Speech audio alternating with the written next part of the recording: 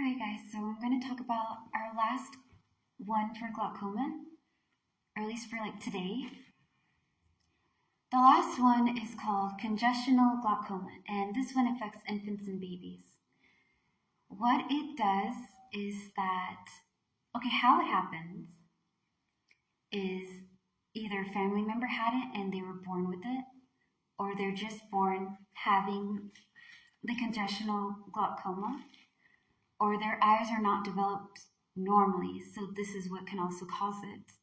The symptoms of this is cloudy and foggy vision, red eyes, teary eyes, sensitivity to light, to name a few. The treatment that they offer for this particular glaucoma is surgery. They will put them under and work on them through surgery, and hopefully they can be able to monitor it or help them not have to deal with so much. I did not know, to be honest with you, that there was such glaucoma like this. I knew that there are people who are born with it young, or maybe as they get older it can develop and cause real damage, but I did not know that there was a glaucoma called congestional glaucoma until today. So I guess I learned something new too. Having that being said, those are the 4 types of glaucoma: the acute or closing angle glaucoma, the opening angle glaucoma, the secondary, and the congestional.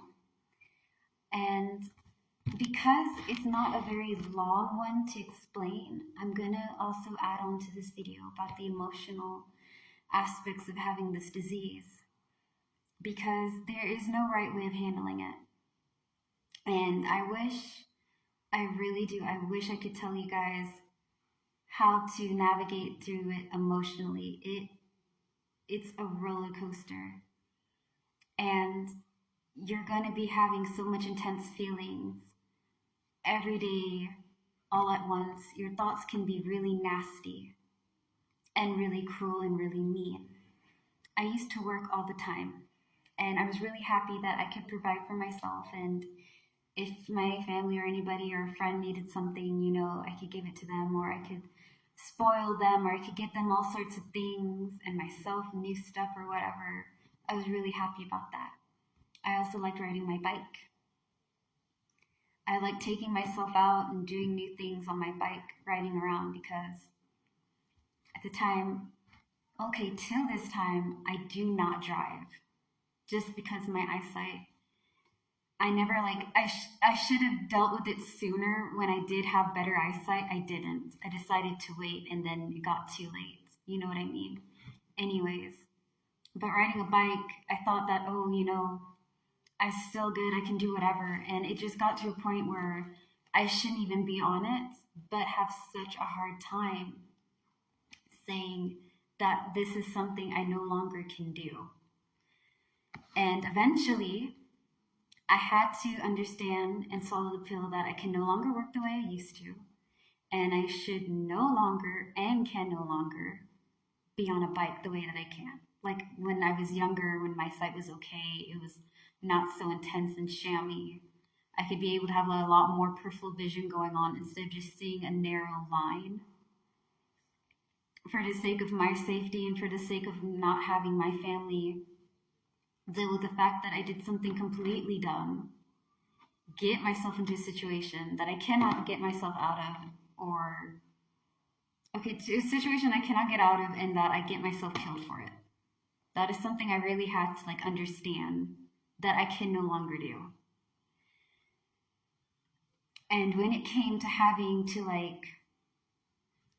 have somebody watch over me, help me, monitor my stuff, I was even more difficult to deal with, because when you're an adult, when you're a teenager, when you're a kid, you have your family, you live with your parents or your grandparents or your guardian, and you're supposed to have no worries, but you crave to have your own. You crave to be independent. You crave to make something out of yourself, and you crave to be able to do what you want when you want to do it, however it may be. When you no longer have your sight, those things are not possible.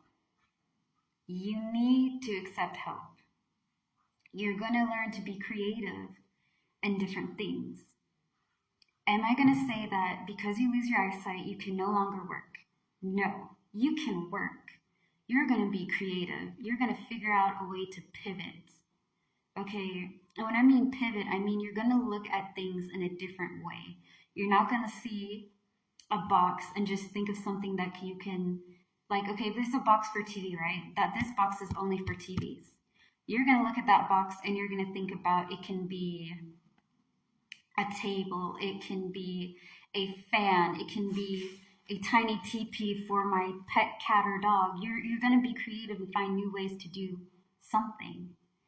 And there's a lot of ladies, guys, people in general that are very successful, that make lots of money, and they are blind. They can no longer see. They're visually impaired.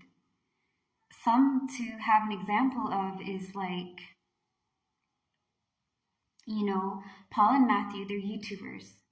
And Paul is an author and an illustrator. He has a disease where he can only see, like, it's like looking through a straw and it's static all around and it's really shammy, but he still makes really good kids children books.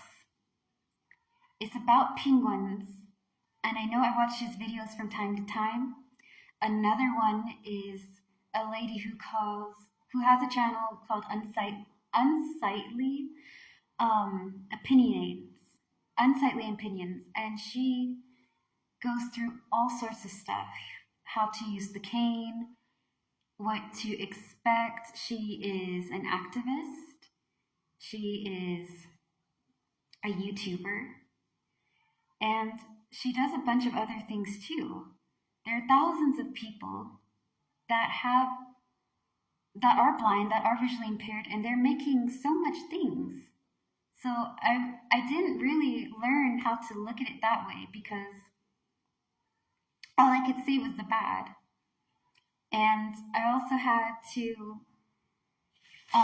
be able to accept that I have depression and I have anxiety and I have frustration, and it's something that needs to be handled and not just pushed down under. Like, if you have a problem, okay, for example, if your house was on fire, right? Heaven forbid it happening, but if, for example, the house was on fire and you're in the living room and you see the flames getting bigger and bigger, you are not going to sit down in that living room and tell yourself that the fire isn't real, and if you don't acknowledge it, it's not real, it doesn't exist, it's nothing. You're going to find a way to take out that fire or get out of the house, but you're not going to sit there and take it.